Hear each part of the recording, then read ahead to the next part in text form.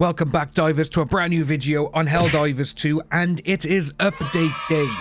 We have a ton of information to go through just for the patch alone, and the Viper Commandos War Bond is out later today at 3 PM.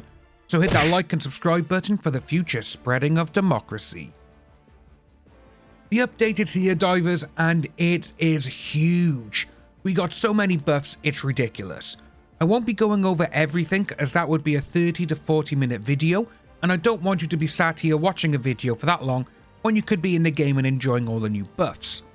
So I've left the link below for you if you want to see every single aspect of this update. The supply lines are here, and as you can see, they are beautiful to look at. You can see how each planet is now linked, and this will also help divers a lot more moving forward with which planets to liberate first.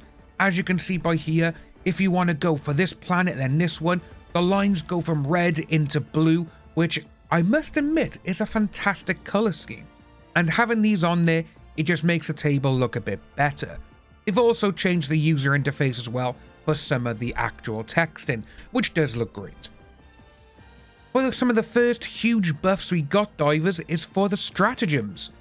We talked about this in the past videos where I went over what I thought would be buffed, and by the looks of things, we were right. The strats that have been buffed are lesser picked ones, and as you can see by here, they do put out with the balancing. We wanted to buff up some of the weaker stratagems to make them more viable and add a more possibility for variety in the loadouts. The biggest buff though, I would say, is for the rocket sentry, which now has the following improvements. For me, the prioritizing of the larger targets is the win. I've placed these down and they only go after the little bugs or bots, never the chargers or the tankers. But when they do actually get towards them, they do hardly any damage. But as you can see though, they've increased the target distance as well, now from 75 meters to 100 meters. They've also increased explosion radius from 1 meter to 4 meters, and the projectile still has enough AP to damage heavily armored targets, which is always great to see. Now the following, the machine gun, the Gatling, the rocket, the autocannon, the mortar, and the EMS mortar sentries have all been buffed in durability to nearly being doubled. They now have 80% durability instead of the 0. For this here, you could throw down these sentries and you could just hit them twice and they'd be gone. But now seeing that the durability is nearly double, I am so happy for this. We also got the following stratagems which have been changed.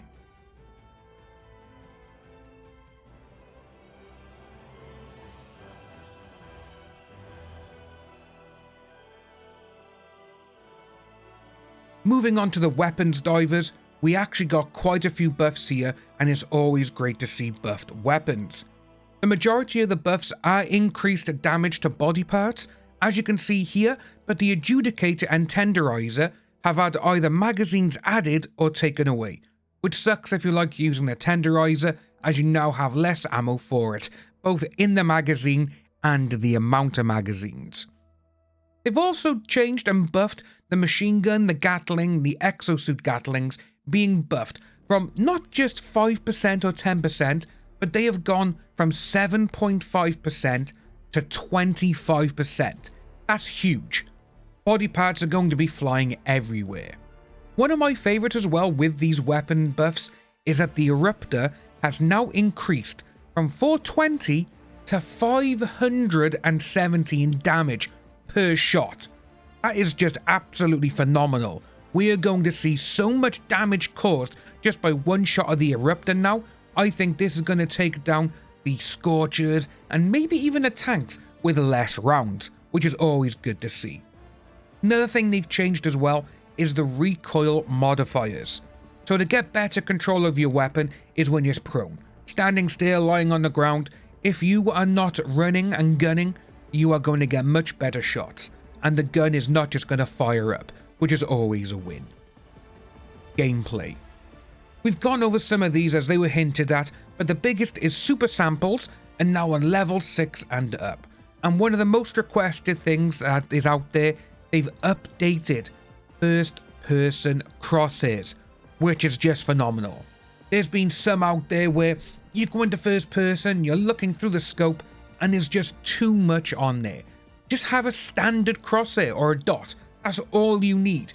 You don't need one circle, then a bigger circle, then a little tiny circle with lines going through it. You don't need any of that for a crosshair.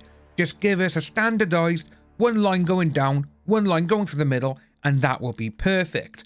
But I'm glad that they've actually updated this, as this was a huge request from the community. Another thing, like we were saying with the super samples, they are now on level 6 and up, and I will say, some divers don't like playing on the harder missions because they just want to go out and have fun. And obviously, to get certain things, you do need super samples where players are like, oh, I gotta go in there, gotta get the samples now, I'm gonna die X amount of times or whatever. But now, level 6, you get super samples. Always great. Another thing that they've actually removed, divers, is the Operation Modifier AA defenses, which reduce the stratagem slots by 1. Now this is a huge win for everyone. As you can see by here, what they've written down, we want to look over the operation modifiers in the future. Right now there are too few of them, which becomes repetitive, and the ones we have do not create variety or promote different playstyles. For now, we remove this one because it only encourages the players to bring the best stratagems and does not promote variety. Well, when you take away one slot, they're going to bring down the one stratagem that they are comfortable using, the one that they know is going to get the most kills and help out them or the team in general. That's why no one plays these missions, but I'm glad to see that they've actually removed that as well.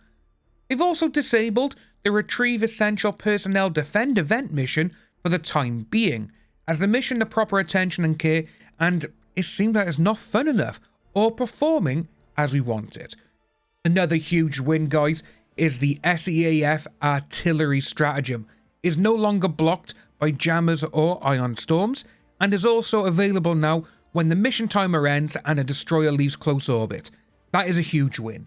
We've always wanted that to be available to us during these storms and when we come down to the mission timer, because it's on the planet. We don't need to send a signal up to the destroyer. We don't need to be like, oh, send this down for us or fire this down. It's on the planet. We should be able to use it whenever, and now we can. Now we're going to move on to the planets and hazards, which they've had quite a few updates, such as fire tornadoes now supposedly don't follow you around, and that enemy visibility is now reduced when the fire tornadoes are swirling around, which is always great, because visibility has now been changed, but it's still a bit of an issue on certain planets where we can't see anything, but the enemy, they can laser beam our ass directly through a thick pit of fog, and that's annoying. But a lot of the planets as well, though, they've had their fog amounts tweaked to be a little bit less harsh and dense, and to provide less fatigue from constantly fighting on planets with bad visibility. And one thing as well that always bugs me, this is why I shoot out the lights on the planet. Artificial light sources have had their intensity rebalanced and reduced across the board to fix situations of light completely blinding the player. For me, this is just one of the best things in this update. I absolutely hate when you're going to, at the end mission, right, okay, we're going to evac, send up the signal. All of a sudden, you're looking around, and if you're in one of the man-made areas, these lights are blinding. You cannot see if the enemies are coming. Enemies. Huge changes to the acid effect as well, which will now allow us to run when we're hit by it, instead of walking like we're in mud, and it's been reduced from 50 to 30% for slowing us down. This is always a great thing. The spewers, when they throw out all of this puke, it just annoys me. You can't move. You're walking slower than anything. But seeing that it's now on the acid effect as well, so the hunters, the chargers, and when they hit you and they're doing a little crap, now it's finally been redone. Patrols have now reverted back to before the last patch, which is great to see. Now we got the Terminids. The spewers will now slow down if their legs are shot off. Bile Titans' heads are less durable against weaker anti-tank weapons, and their puke now only damages us 4 times per second than before, when literally, if they spewed on you, you'd be dead. We also got some changes to the charges as well, which you can see by here. The automatons. Not much change here, but the Scorcher does the same damage as the puke, so 4 times per second to hurt you, and the tank armor on the front has been lowered, which is great to see. Now, one of the biggest lists of this update is the fixes.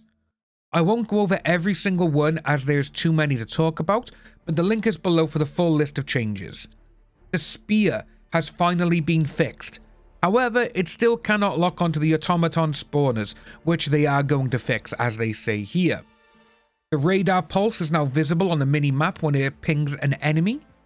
They've also fixed the bouncing stratagems when placed next to the detector towers, which is fantastic. You could be next to it, throw it down, and it'll just bounce around like a tennis ball. We didn't want that, but it's great to see that it's here. And they've also fixed quite a bit with lobbies, joining queues, and the such, which is always great to see. Now we're moving on to the crashes and the fixes they've done. I will read the full list here, as these are some of the more common complaints that divers have had, myself included. I will read the full list for the crash fixes, as these are some of the more common complaints that divers have had, myself included. So these are, they've fixed general crashes, fixed for a crash that could occur when applying wounds to multiple enemies, PlayStation only, now this is a big one, fix an issue that would sometimes cause a crash when switching between quality and performance mode. Now I've actually had this across many games, it's not just Helldivers 2, I do think it's something to do with the internals of the PlayStation 5. But glad to see that they fixed it on their end, so hopefully it doesn't keep continuing. Fix for a crash when a player leaves after all their railguns have exploded. They've also fixed a crash that could occur when rejoining a previous session, occurred when trying to throw a snowball in ADS mode, and also fix for a potential crash when loadout is aborted during hot join. They've also done a fix for rare crashes linked to leaving a session while aiming a weapon. Fingers crossed that these work and we don't have to keep spamming arrowhead to fix a crash that everyone is experiencing. Last but not least, divers, is the known issues, which sadly is still a long list, which sucks. Yes, we know that fixing something can cause something else to crash, but when you see a known issue list, it's a bit disheartening, especially when it keeps getting bigger and bigger than the last one. But this is it, divers. Let me know what you think about this down below. Like I said, the link is down below in the comment section and the description box to show everything that has been fixed, and let's keep spreading democracy.